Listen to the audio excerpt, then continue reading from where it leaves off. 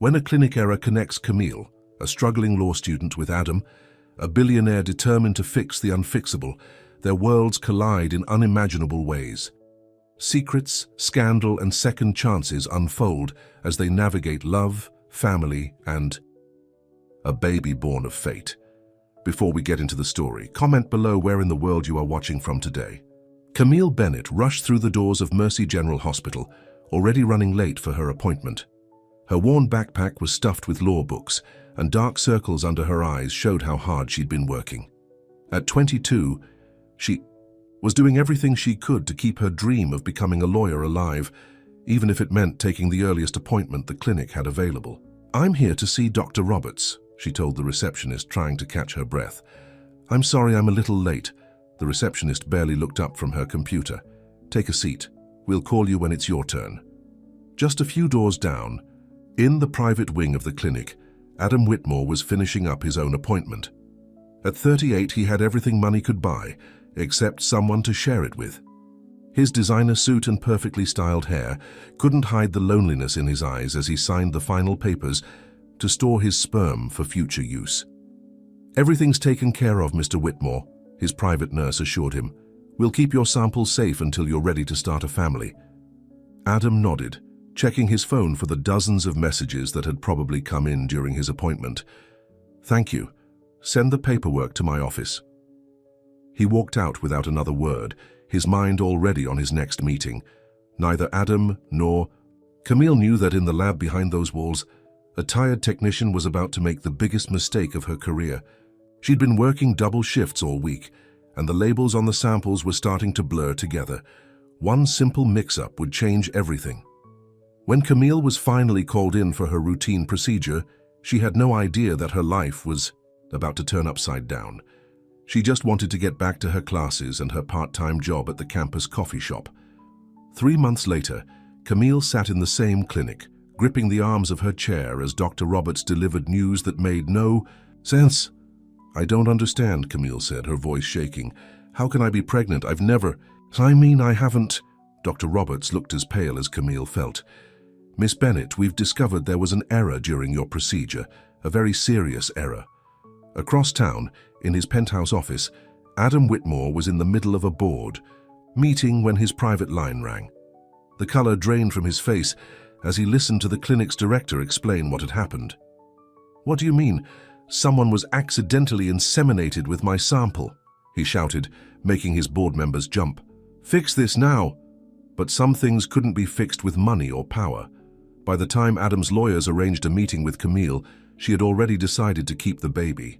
She wasn't going to let anyone tell her what to do with her body or her child. The first meeting between Adam and Camille was a disaster.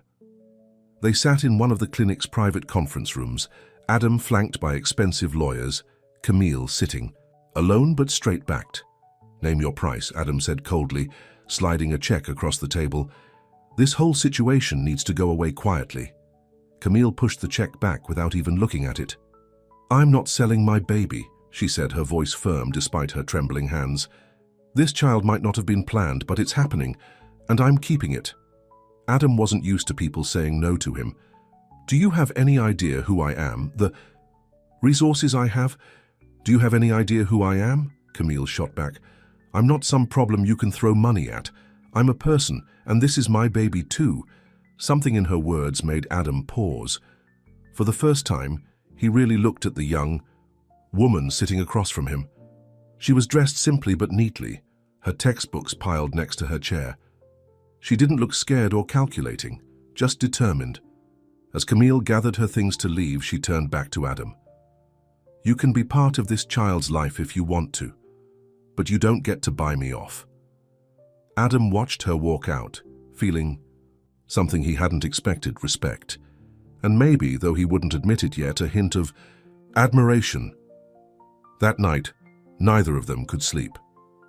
Camille lay in her small apartment, hand on her stomach, wondering how she would manage school, work, and a baby.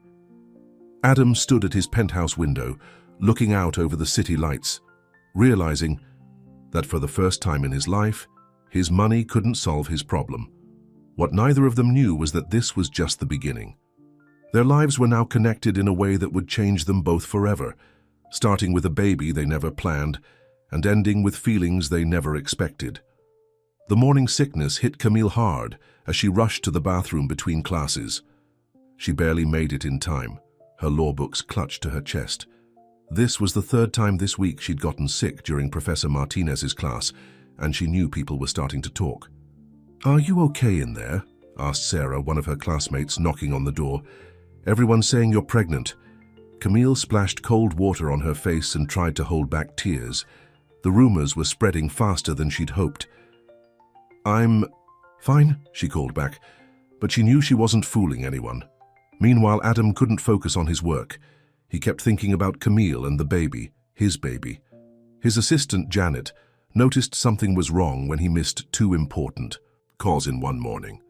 "Mr. Whitmore, your brother Richard is on line 1. He wants to know why you cancelled the board meeting." Adam waved her away. "Tell him I'm busy." He was staring at his computer screen, reading everything he could find about pregnancy and prenatal care. Not that he'd admit that to anyone. Later that week, Camille was working her shift at the campus coffee shop when Adam walked in. The place went quiet. Nobody was used to seeing someone in a $1,000 suit in their little coffee shop. "What are you doing here?" Camille asked, trying to keep her voice down as her co-workers stared. "You missed the doctor's appointment," Adam said, keeping his voice low. "The clinic called me." Camille's face fell. "I couldn't get off work. Some of us actually have to earn our money." The words stung Adam more than he expected. He looked around the small coffee shop, taking in Camille's worn sneakers and tired eyes. For the first time, he really understood what she was up against. "Let me help," he said, softer this time. "At least with the medical bills. I told you I'm not taking your money." "This isn't about you or me," Adam insisted. "It's about the baby. Our baby." Something in his voice made Camille pause. She'd never heard him say "our baby" before. "Fine," she said finally, "but just the medical bills, and I'm keeping my job." Adam wanted to argue, but he saw the determination in her eyes. This was the same look she'd given him in that first meeting, and he was learning it meant there was no point in fighting. The next day, Camille was surprised to find Adam waiting outside her last class. Students whispered and pointed as he stood there in his expensive suit, looking uncomfortable but determined. "The clinic rescheduled the appointment for this afternoon," he said. "I thought, maybe I could drive you." Camille hesitated. She was used to taking the bus, to doing everything on her own, but her feet were swollen, and the thought of another long bus ride made her want to cry. "Okay," she said finally, "but this doesn't mean anything." The drive to the clinic was quiet at first. Adam's luxury car smelled like new leather, and Camille felt out of place. But then the baby kicked hard. "Ow!" she gasped, putting her hand on her stomach. Adam nearly swerved off the road. "What? What's wrong? Should I call someone?" Camille couldn't help laughing at his panic. "The baby's just kicking." "Here." Without thinking, she reached for his hand and placed it on her stomach. Adam's eyes went wide as he felt the movement under his palm. For a moment, all the walls between them, money, class, age, disappeared. They were just 2 people, feeling their baby kick for the first time. The moment was broken by a camera flash. A photographer had spotted them, and by that evening their picture was all over the internet. The headlines were brutal: "Billionaire's baby mama drama" and "Gold digger strikes it rich." Camille cried herself to sleep that night, while across town Adam was furiously calling his lawyers, demanding they shut down the stories. But the damage was done. Their private situation was now public knowledge, and everyone had an opinion. The next morning, Camille walked into her law class to find someone had written "Gold digger" on her usual seat. She stood there, frozen, as her classmates pretended not to notice. That's when her phone buzzed with a text from Adam. "Don't let them win. Remember, you're stronger than all of them." Camille wiped her eyes, sat down right on top of the cruel words, and opened her textbook. She had a baby to think about now, and no one was going to stop her from building a better life for both of them. But as she sat there trying to focus on her studies, she couldn't help wondering why Adam's text had made her feel better, or why she was starting to look forward to seeing him at their weekly doctor's appointments. What she didn't know was that Adam was sitting in his office, staring at his phone, wondering the same thing about her. Adam's family didn't take the news well. His mother, Eleanor Whitmore, stormed into his office one morning, waving a tabloid magazine. "Have you completely lost your mind?" she demanded, throwing the magazine on his desk. "A college student, a girl from nowhere. Do you know what this is doing to our family name?" Adam kept his voice calm, though his jaw was tight. "Mother, this isn't what you think. There was a medical mistake, then fix it." Eleanor cut him off. "Pay her whatever she wants. These girls always want money." "Don't talk about her like that." Adam's voice was sharp enough to make his mother step back. "Camille isn't after my money. She's refused every offer I've made." Eleanor's perfectly made-up face twisted in disbelief. "Then she's playing a longer game. Really, Adam, how naive can you be?" While the Whitmores were having their family drama, Camille was facing her own. Her mother, Regina Bennett, had taken the bus for 3 hours to see her daughter after hearing the news from a neighbor. "Baby girl, why didn't you tell me?" Regina asked, sitting in Camille's tiny apartment. She looked tired from her job as a hospital nurse, but her eyes were full of love. Camille broke down crying. "I was scared, Mama. Everything's such a mess." Regina held her daughter close. "Now you listen to me. Bennett women are strong. We don't break, we don't run, and we don't let anyone tell us what we can't do." "But what? About law school? The baby, I'm so scared I'm going to fail at everything." "You're not alone," Regina said firmly. "You've got me, and what about the father, this Adam person?" Camille wiped her eyes. "He's not what I expected. He's trying, Mama. He really is." Right then, there was a knock at the door. When Camille opened it, she found Adam standing there, looking uncomfortable. "I hope I'm not interrupting," he said, then spotted Regina. "Oh, I'm sorry, I should have called first." Regina stood up, studying the man who had accidentally become part of their family. "So, you're Adam Whitmore?" "Yes, ma'am." Adam straightened his tie nervously. "I just came to bring Camille some prenatal vitamins. The doctor mentioned she was running low." Regina's expression softened slightly. A man who paid attention at doctor's appointments was worth something. "Would you like some coffee?" Camille offered, surprising herself. "I'd like that," Adam said, and for the first time he didn't look around her small apartment with discomfort. Instead, he just looked at her. Regina watched them both, noticing things neither of them seemed to realize yet. The way Adam's eyes followed Camille as she moved around the kitchen.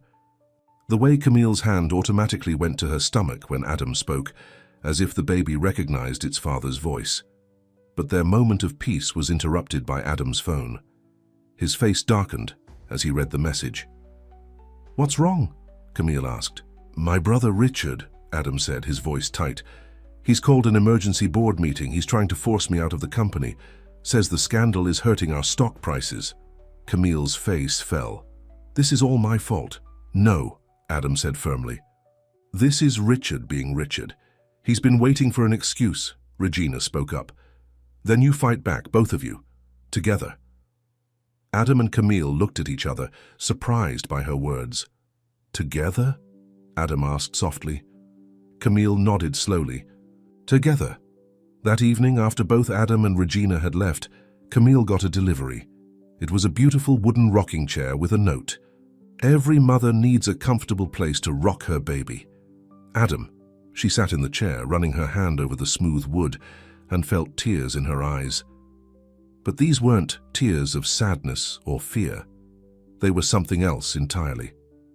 Across town, Adam sat in his home office, looking at the ultrasound picture he now kept on his desk. His mother's words about Camille played in his head, but all he could think about was the way Camille's face lit up when she laughed, how brave she was facing all the gossip at school, how she never asked him for anything. His phone buzzed with a text from Camille. "Thank you for the chair." "You didn't have to." He smiled as he typed back. "I wanted to." 3 simple words, but they meant something was changing. The walls they'd built between them were starting to crumble, brick by brick. But Richard Whitmore was already putting his plan into motion.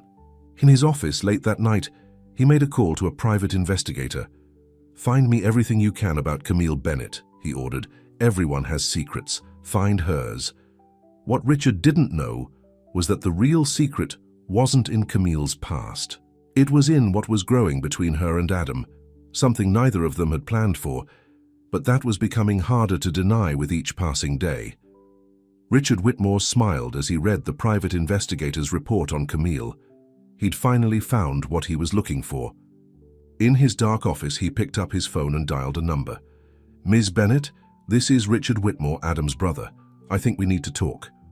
Camille was surprised to get the call while studying at the campus library. "What do you want?"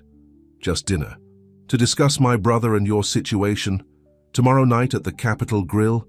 Camille knew she shouldn't go, but she thought about Adam fighting for his company because of her. Maybe she could help somehow. "Fine. But just dinner." The next evening, Camille felt out of place in the expensive restaurant. Richard looked just like Adam, but his smile never reached his eyes. "Let's be honest," Richard said, cutting his steak. "You're a smart girl. You know this can't work. Adam's world and yours? They're too different." "You don't know anything about me or Adam," Camille replied, trying to stay calm. Richard's smile turned cold. "I know about your father, Camille. How he abandoned your family. How your mother worked 3 jobs to survive. How you got into law school on a diversity scholarship." Camille's hands started shaking. "Are you threatening me?" "Not at all. I'm offering you a way out. $10 million.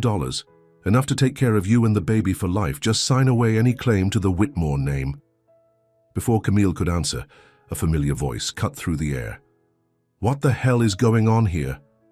Adam stood at their table, his face dark with anger. He'd come to the restaurant for a business dinner and spotted them by chance.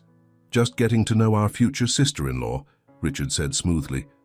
"Camille, what did he say to you?" Adam demanded. Tears filled her eyes. He offered me money to disappear, to keep the baby away from your family." Adam's fist crashed down on the table, making the glasses rattle.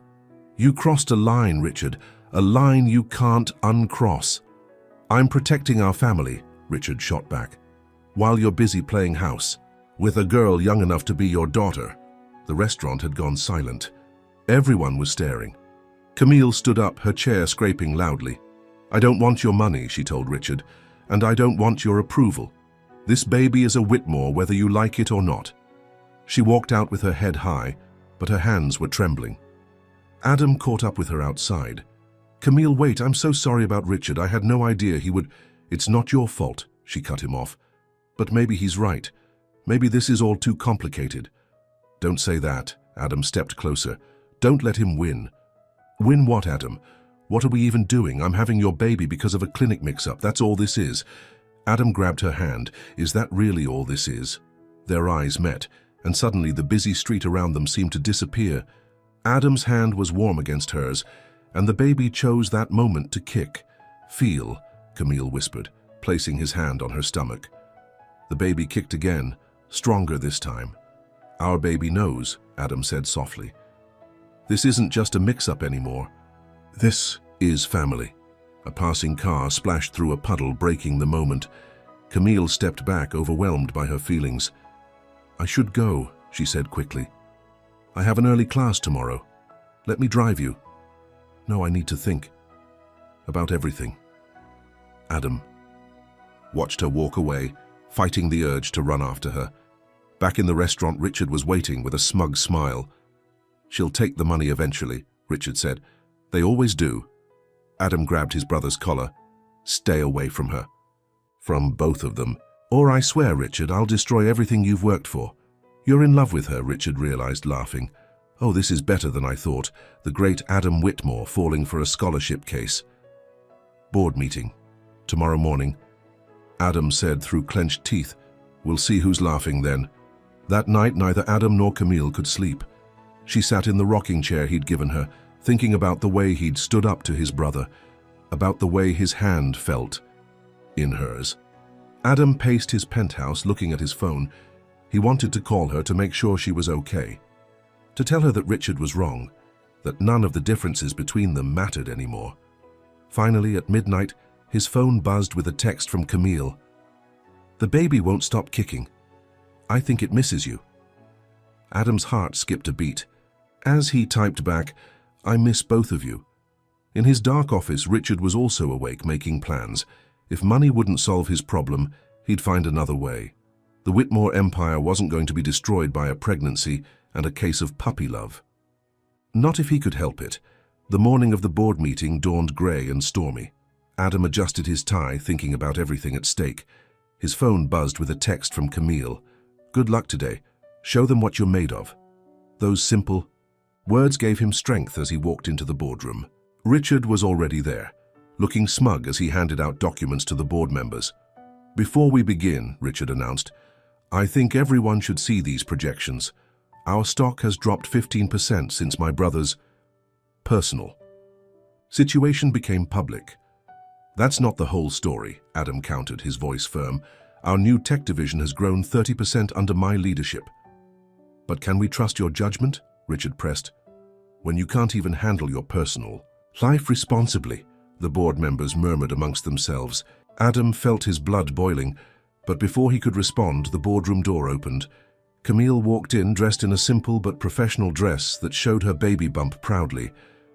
"Sorry I'm late," she said clearly, "but I think the board should hear from me directly." Richard's face darkened. "This is a private meeting. Security." "Let her speak," said Margaret Chen, the oldest board member. She'd been quiet until now, watching everything carefully. Camille took a deep breath. "I know what you all think of me, that I'm after the Whitmore money, that I'm trying to trap Adam, but the truth is I've never asked him for a penny. I'm here because your CEO is a good man who's trying to do right by his child. If you can't see that, then maybe you don't deserve him." The room fell silent. Adam stared at Camille, his heart pounding. She'd never looked more beautiful to him than in that moment. "This is ridiculous," Richard sputtered. "She's manipulating all of you." "The only person trying to manipulate anyone is you, Richard," Adam said, finding his voice. "I have proof." He pulled out his phone and played a recording. Richard's voice filled the room. "Once we push Adam out, we can sell to our competitors. The profit will be worth 10 times what the company's worth now." The board members gasped. Richard's face went white. "You recorded me?" "No," Adam said. "Your secretary did. Turns out loyalty can't be bought, brother. Just like Camille's can't be bought." Margaret Chen stood up. "I think we've heard enough. I move to remove Richard Whitmore from the board, effective immediately." The vote was unanimous. As security escorted a furious Richard out, Adam turned to thank Camille, but she was already gone. He found her outside in the rain, waiting for her bus. "Camille," he called out, running to her with his umbrella. "Wait." She turned, wiping rain from her face. Or were those tears? "I shouldn't have come. I probably made things worse." "You made things perfect," he said softly. "You were perfect." Their eyes met, and this time neither of them looked away. The rain fell around them, but they barely noticed. "Why did you really come today?" Adam asked. Camille's voice trembled. "Because I couldn't let them hurt you, because I—" She stopped, touching her stomach as the baby kicked. Adam stepped closer, sharing his umbrella. "Because what?" "Because I think I'm falling in love with you," she whispered, "and it terrifies me." Adam's heart soared, but before he could respond, Camille gasped in pain. "What's wrong?" "The baby," she said, clutching her stomach. "Something's not right." Adam scooped her up in his arms, not caring that his expensive suit was getting soaked. "Hold on, I've got you, both of you."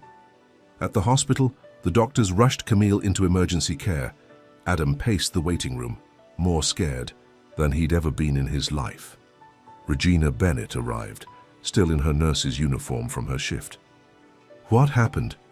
"They're checking her now," Adam said, his voice rough. "She was stressed, it was raining." "This is all my fault."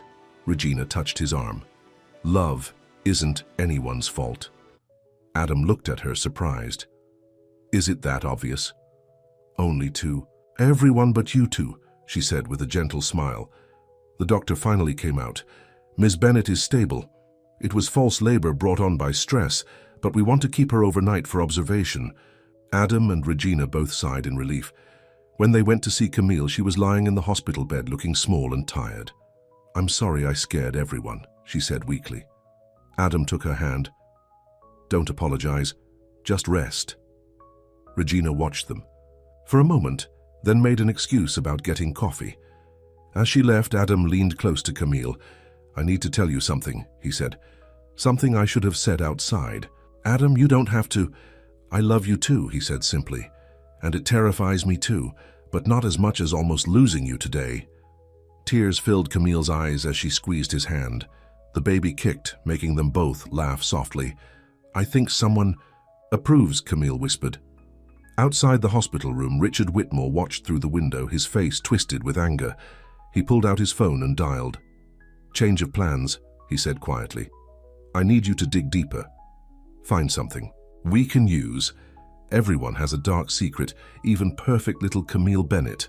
The storm outside grew stronger, but inside the hospital room, Adam and Camille held hands, lost in their own world, unaware that their biggest challenge was still to come. The next few weeks seemed almost perfect. After Camille's release from the hospital, Adam insisted on moving her into a safer apartment closer to her school. Though she resisted at first, her mother, Regina, convinced her to accept. "It's not just about you anymore," Regina reminded her. "Think of the baby." The new apartment wasn't fancy, but it was clean and safe, with an elevator that worked. A blessing now that Camille was 7 months pregnant. Adam visited every evening, usually bringing dinner and staying to help her study for her law finals. "You don't have to do this," Camille said one night as they sat surrounded by her textbooks. "I want to," Adam replied, reaching for her hand. "I love watching you work. You're going to be an amazing lawyer." Their peaceful bubble burst one morning when Camille arrived at law school to find everyone staring at their phones. Her friend, Sarah, rushed up to her, face pale. "Camille, have you seen the news?" "What news?" Sarah showed her phone. The headline read, "Baby Daddy Drama, The Truth About Camille Bennett." Below was a grainy photo of a teenage Camille, with a boy's arm around her shoulders. Camille's heart stopped. "No, they can't." The article claimed she'd been pregnant before, in high school, and had given the baby up for adoption. It was all lies, but the story was everywhere. Her phone rang. "Adam, Camille, I just saw—" "None of it's true," she cut him off, fighting tears. "That photo is from my junior prom. Tommy Matthews, he died in a car crash 2 weeks later. There was never any baby." "I believe you," Adam said firmly. "This has Richard written all over it. Don't worry, my lawyers are already—" "No," Camille interrupted. "No lawyers, there's something I need to tell you about my past." That evening they met in Camille's apartment. She sat in the rocking chair, gathering her courage. "The reason that photo hurts so much, Tommy wasn't just my prom date, he was my best friend. After he died, I was lost. I started skipping school, getting into trouble. If my mum hadn't worked extra shifts to send me to counseling," she wiped her eyes. "That's probably what Richard's investigators found. My troubled teen phase." Adam knelt beside her chair. "You were grieving. The school almost expelled me. I almost threw everything away. But Mom believed in me. She helped me turn things around. That's why I work so hard now. Why I never give up." Adam took her hand. "You're amazing, you know that." But their moment was interrupted by a knock at the door. When Adam opened it, Eleanor Whitmore stormed in. "Is it true?" she demanded, waving a tablet with the story. "Did you check into this girl's background at all before getting involved?" "Mother," Adam warned, "don't. I was right about her all along. She's trash, just like I—" "Get out!" Adam's voice thundered through the apartment. "Get out now, or I swear you'll never meet your grandchild." Eleanor stepped back, shocked. "You'd choose her over your own family." "She is my family now," Adam said quietly. "She and our baby." After Eleanor left, Camille broke down crying. "I'm ruining everything. Your family, your reputation." "Hey," Adam pulled her close. "You and this baby are my real family. The rest is just noise." But the noise was getting louder. That night, Richard sat in his office watching the chaos unfold online. His phone rang. "The story's everywhere," his investigator reported. "But I found something else about her father." Richard smiled. "Tell me everything." Meanwhile, in her small house across town, Regina Bennett was going through old boxes when she found a stack of letters. Her hands shook as she recognized the handwriting. "Oh, Lord," she whispered. "Not now. Please, not now." The letters were from Camille's father. The last one was postmarked just 3 months ago. Regina quickly locked the letters away. No one could know, especially not Camille. The truth would break her heart. Back at Camille's apartment, she and Adam sat on her small couch, his hand resting on her belly as the baby kicked. "We should think about names," he said softly. "Really? Even after all this drama? Especially after all this drama," he kissed her forehead. "This baby is a fresh start. For all of us." Camille leaned against him, feeling safe for the first time all day. But as the sun set outside her window, 3 different people were holding secrets that could shatter their happiness. Richard with his new discovery, Regina with her hidden letters, and Eleanor Whitmore with a plan of her own. The storm that was coming would test not just Adam and Camille's love, but everything they thought they knew about family, trust, and forgiveness. Regina Bennett couldn't sleep. The letters from Camille's father burned in her mind like a guilty secret. She got up to make tea, but found her hands shaking too much to hold the cup. The doorbell rang, making her jump. When she opened the door, she found Richard Whitmore standing there with a thick envelope. "Mrs. Bennett," he said smoothly, "we need to talk about Marcus Johnson." Regina's face went white. "How do you know that name?" "Your ex-husband? The man who abandoned you and Camille." Richard smiled coldly. "I know everything about him, including the fact that he's been sending you letters for months." Inside the apartment, Regina sank into a chair. "What do you want?" "I want you to help me protect the Whitmore family from your daughter. Camille hasn't done anything wrong." "Then explain these." Richard pulled papers from his envelope. "Prison records. Marcus Johnson wasn't just a deadbeat dad. He was a con. Man, he preyed on wealthy women, then disappeared with their money. Like father, like daughter." Regina stood up, her fear turning to anger. "Get out of my house. Think about it, Mrs. Bennett. Help me, or everyone finds out the truth about Camille's criminal father." Meanwhile, across town, Adam and Camille were having dinner in his penthouse for the first time. She felt out of place among the expensive furniture, but Adam only had eyes for her. "I was thinking," he said, taking her hand, "maybe you should move in here. The baby's coming in 2 months, and this place is safer." "Adam," Camille said gently, "we can't hide from the real world forever. Your mother hates me, your brother's trying to destroy us. I don't care about any of that, I love you." "But I care," Camille insisted. "I don't want our baby born into all this drama and hate." Before Adam could respond, his phone buzzed with an urgent message. His face darkened as he read it. "What's wrong?" "Richard's called another shareholders' meeting. He's trying to force a vote of no confidence." Camille stood up, wincing as her back ached. "When?" "Tomorrow morning." Adam ran his hands through his hair. He must have something big planned. He wouldn't make this move unless...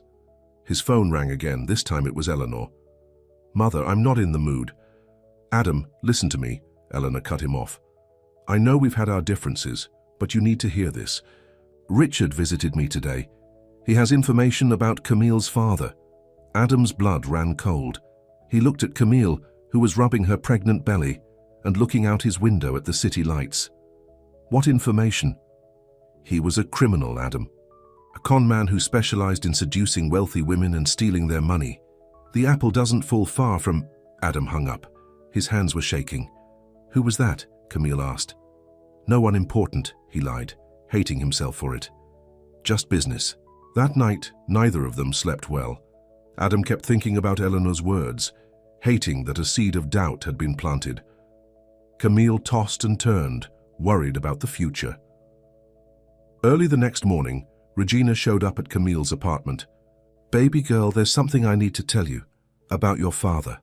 "Mom, what's wrong? You're scaring me." Before Regina could answer, Adam arrived. He'd been up all night making calls, trying to save his company. "Camille, I need to ask you something," he said, then noticed Regina. "Mrs. Bennett? What are you doing here?" Regina looked between them, tears in her eyes. "I can't let Richard destroy my daughter's happiness. Camille, your father, he's been writing to me." "What?" Camille gasped. "For how long?" 3 months. "He's sick, baby. He wants to make amends before." Camille grabbed the back of a chair for support. "All this time you knew where he was? You knew he wanted to see me?" "I was trying to protect you, like you protected me by lying about him being a criminal." A con man? Regina's face went pale. How did you? Richard told Eleanor, Adam said quietly. Who told me? Last night? Camille turned to him, devastated. You knew? You knew, and you didn't tell me? I was going to. I needed time to think. To think what? Camille's voice cracked. To wonder if I'm running the same con my father did? If I'm just after your money like everyone said? No, Camille, please. But she was already moving toward the door, one hand on her belly. I need to get out of here. I need to think. Camille, wait! Both Adam and Regina called after her, but she was gone, out into the morning rain, leaving them both behind. Richard Whitmore watched from his car across the street, smiling as he saw Camille run out crying. Everything was falling apart exactly as he'd planned. What he didn't plan for was Camille stepping off the curb without looking, distracted by her tears. He didn't plan for the delivery truck turning the corner too fast, and he certainly didn't plan to hear her scream as the truck's brakes squealed on the wet pavement. Time seemed to stop as the delivery truck skidded toward Camille. Then suddenly, she felt strong arms wrap around her, pulling her back onto the sidewalk. The truck missed them by inches. I've got you, Adam gasped, holding her tight. He'd run after her without hesitation, his only thought being to keep her safe. Camille collapsed against him, shaking. The baby! Someone call an ambulance, Regina shouted, running up to them. From his car, Richard watched the scene unfold with a shocked expression. This wasn't what he'd planned at all. At the hospital, Dr. Sarah Chen examined Camille carefully while Adam and Regina waited outside. Finally, she came out with a smile. The baby's fine, she announced. Just stressed like the mother. But Camille needs complete bed rest for at least 2 weeks. Adam sagged with relief, but when he tried to enter Camille's room, she turned away from him. I can't talk to you right now, she said quietly. Any of you, Regina stepped forward. Baby girl, please. You both. Lied to me, Camille's voice cracked. About my father, about what you knew. I almost lost my baby because I was running away from all the lies. Adam felt like his heart was being torn apart. I only found out last night. I was trying to protect. I don't need protection, Camille shouted. I need the truth, all of it. Regina pulled a stack of letters from her purse with trembling hands. You're right. Here's the truth, all of it. The letters from Marcus Johnson spilled across Camille's hospital bed. 20 years of absence explained in scattered apologies and excuses. He got sick 6 months ago, Regina explained softly. Cancer. He wanted to make things right before he dies. Camille's voice was barely a whisper. Adam touched her hand. Let me help. I can fly him here, get him the best doctors. No. Richard burst into the room. This is exactly what he wants, can't you see? He's playing on your emotions. Richard, get out. Adam moved to protect Camille. Show them, Richard demanded, looking at Regina. Show them the letter where he asks for money for his treatments. Regina's face fell. How did you? You read. My private letters, Camille asked, horrified. I had to protect the family, Richard insisted. Your father is a con man. He's using his illness to get to the Whitmore fortune through you. That's enough. Adam's voice thundered through the room. Security! As guards dragged Richard out, he shouted, The shareholders' meeting is in an hour, Adam. Choose wisely. Silence. Fell over the hospital room. Camille picked up one of her father's letters with shaking hands. He really did ask for money, she said quietly, reading it. $50,000 for experimental treatments. Adam knelt beside her bed. I don't care about the money. I care about you, about our family. But what if Richard's right? What if my father is just using me to get to you? Then we'll deal with it together, Adam said firmly. No more secrets, no more lies. Regina touched her daughter's shoulder. I should have told you about the letters as soon as they came. I was so afraid of seeing you hurt again. I'm not that broken teenager anymore, Mom, Camille said softly. I'm stronger now. Strong enough for the truth. A nurse came in to check. Camille's vitals. Blood pressure's still high, everyone out. Ms. Bennett needs rest. Before leaving, Adam kissed Camille's forehead. I have to go to this shareholders' meeting, but when I come back we'll talk about everything, including flying. Your father here, no strings attached. Camille caught his hand. The company isn't as important as you and our baby. He smiled. I love you, Camille Bennett, con man's daughter and all. For the first time since the accident, Camille smiled back. Go. Show them what you're made of again. After everyone left, Camille read through her father's letters one by one. They were full of regret, love, and yes, a request for money. But they were also full of details about her childhood that only her real father would know. Like her favorite stuffed elephant, Mr. Trunks. The way she hated strawberries but loved strawberry ice cream. She placed her hand on her belly, feeling her baby move. What do you think, little one? Should we give your grandfather a chance? The baby kicked, making her laugh softly. Meanwhile, at Whitmore Enterprises, Adam stood before the shareholders with a new kind of confidence. My brother thinks love is weakness, he began. He thinks family is about power and money. But today I almost lost something more valuable than this entire company, the woman I love and our unborn child. He looked Richard straight in the eye. I choose them. If that costs me this company, so be it. But I think there's room for both love and business, for both family and success. Who's with me? One by one, the shareholders stood up. Margaret Chen spoke first. I've worked with 3 generations of Whitmores, she said. This is the first time I've seen one of them choose love over power. You have my vote, Adam. Richard stormed out as the vote concluded, leaving his brother in control of the company. But his face held a dangerous smile. Back in his office, he made one final call. Mr. Johnson, Richard Whitmore here. How would you like to see your daughter? Camille was finally home from the hospital, resting in her apartment on doctor's orders. Adam had barely left her side, working from his laptop while she napped on the couch. You don't have to stay, she told him for the 100th time. The company needs you. The company has excellent managers, he replied, touching her belly gently. My family needs me more. The word family made Camille think of her father's letters, carefully stored in her bedside drawer. She still hadn't decided whether to contact him. The doorbell rang. Adam opened it to find Eleanor Whitmore standing there, looking uncomfortable. Mother? What are you doing here? Eleanor held up a small gift bag. I brought something for the baby. Camille struggled to sit up, surprised. Eleanor had never visited before. May I come in? Eleanor asked softly. Adam looked at Camille, who nodded. Eleanor entered, taking in the modest apartment with different eyes than before. I've been doing a lot of thinking, Eleanor said, setting down the gift bag. About family, about what's really important. She pulled out a tiny yellow blanket from the bag. This was Adam's when he was a baby. I saved it all these years, hoping to give it to my grandchild someday. Camille touched the soft fabric, tears in her eyes. It's beautiful. I was wrong about you, Eleanor admitted. I was so focused on protecting the Whitmore name that I forgot about protecting my son's happiness. The moment was interrupted by another knock. Regina entered, carrying soup she'd made for Camille. Oh, she stopped short, seeing Eleanor. I can come back. No, please stay, Eleanor said, surprising everyone. I think we all need to talk about Marcus Johnson. Camille tensed. What about him? Richard's been making calls, Eleanor explained. I have friends on the hospital board where your father's being treated. Richard's offered to pay for his entire treatment in exchange for something.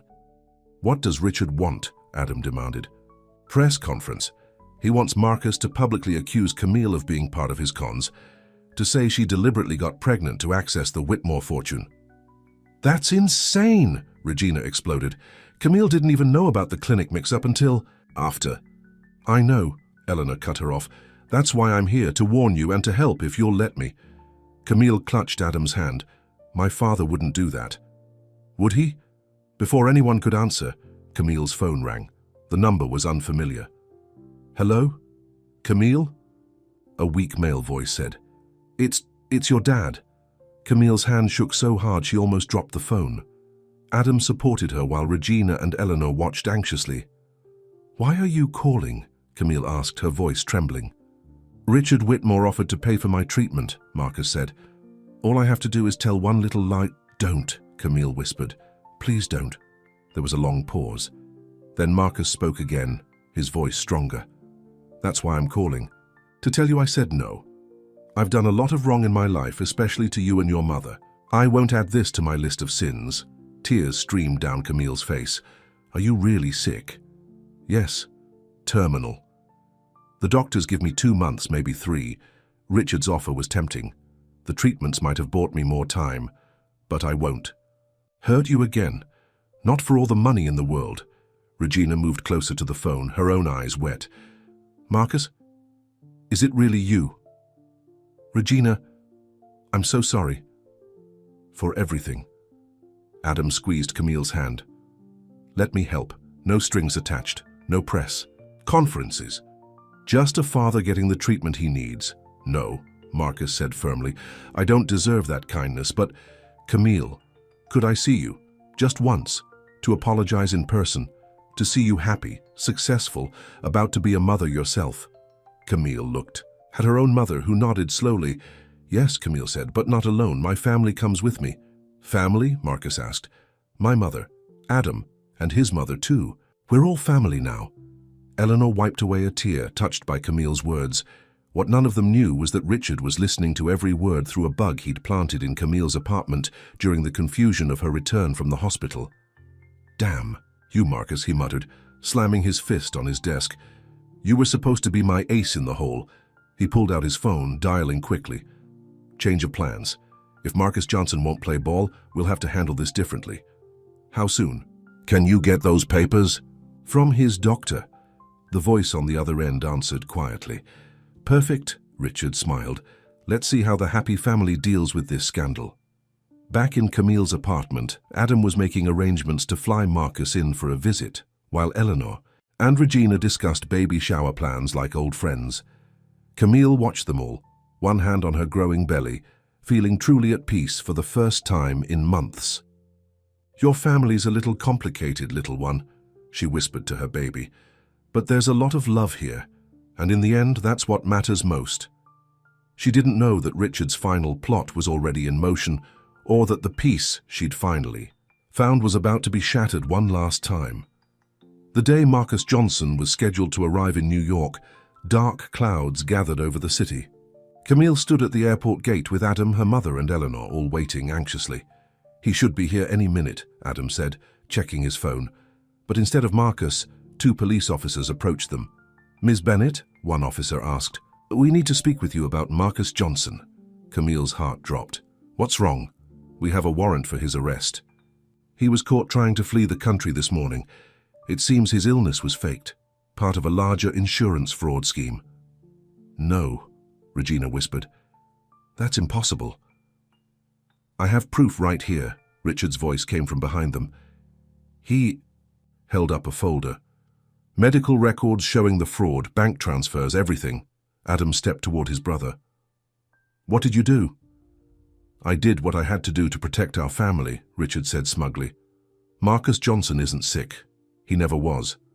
He was working with Camille all along. That's a lie, Camille shouted, but the noise in the airport terminal drew stares. Eleanor suddenly stepped forward. Richard, that's enough. Mother, stay out of this. No, Eleanor's voice was firm. I hired my own investigator to look into Marcus Johnson. I have the real medical records right here. She pulled papers from her purse. He is sick. Those documents you're holding are forgeries. Richard's face went white. You're bluffing. Am I? Eleanor turned to the police officers. Officers, I believe Richard Whitmore has just admitted to fabricating evidence. That's a serious crime, isn't it? Before anyone could move, Richard turned to run, right into Marcus Johnson himself, being wheeled in by a medical transport team. Dad? Camille gasped. Marcus looked frail in his wheelchair, but his eyes were sharp as he stared at Richard. I recorded everything, every call, every offer you made. The real scandal isn't my past, it's your present. The police officers exchanged looks, then moved toward Richard instead of Marcus. Richard Whitmore, you're under arrest for attempted fraud and falsifying documents. As the officers led Richard away, he shouted back at Adam. I was protecting our legacy, our family name. No, Adam said quietly. You were protecting your own power, and you lost everything because of it. With Richard gone, everyone's attention turned to Marcus and Camille. Father and daughter stared at each other for the first time in 20 years. You're so beautiful, Marcus said, his voice breaking. Just like your mother. Camille stepped forward slowly, one hand on her belly. You're really sick? Yes, but I'm getting treatment now thanks to Adam. Real treatment, not Richard's bribes. Regina moved to stand beside her daughter. Marcus, Regina, I'm sorry for everything, for running away, for being a coward. Before anyone could respond, Camille suddenly doubled over. Oh, what's wrong? Adam rushed to her side. The baby, Camille gasped. I think it's time. The next few hours were a blur of hospital corridors and doctors' voices. Adam never left Camille's side, holding her hand through every contraction. Regina and Eleanor paced the waiting room together, while Marcus prayed in the hospital chapel. Finally, in the early hours of the morning, a new cry filled the hospital room. The nurse placed a tiny bundle in Camille's arms. It's a girl, the E, nurse announced. Adam kissed Camille's forehead, tears in his eyes. She's perfect. What should we name her? Camille asked softly. Adam smiled. What about Hope? Because she brought all of us hope. She brought our families together. Hope, Camille tested the name. Hope Whitmore Bennett. One by one, their family came in to meet little Hope. Regina and Eleanor cooed over their granddaughter together, all their past differences forgotten. And when Marcus was wheeled in, his eyes filled with tears at the sight of his granddaughter. Would you like to hold her? Camille asked. Marcus looked surprised. You'd trust me? Everyone deserves a second chance, Camille said. Hope taught us that. As Marcus held his granddaughter, Adam wrapped his arm around Camille. I love you, he whispered. I love you too, she replied. Both of you. 6 months later, the whole family gathered in the garden of Adam and Camille's new house. Not too big, not too small, but just right for their family. Marcus was there, looking stronger after his latest round of treatment. Regina and Eleanor were arguing playfully about whose turn it was to hold Hope, and Camille, who had just passed her law school finals, sat with her daughter in the rocking chair Adam had given her so long ago. Sometimes the best families, Adam said, watching them all with a smile, are the ones we build ourselves. Camille looked up at her husband, then at their beautiful daughter, then at their mixed and imperfect but loving family. You know what? She said. That clinic mix-up might have been the best mistake that ever happened to us. Adam leaned down to kiss her. It wasn't a mistake. It was destiny. Hope gurgled happily in her mother's arms, reaching up to grab her father's tie. Around them, their family laughed and talked, bound together not by blood or name or money, but by love. And in the end, that was all that mattered. The end.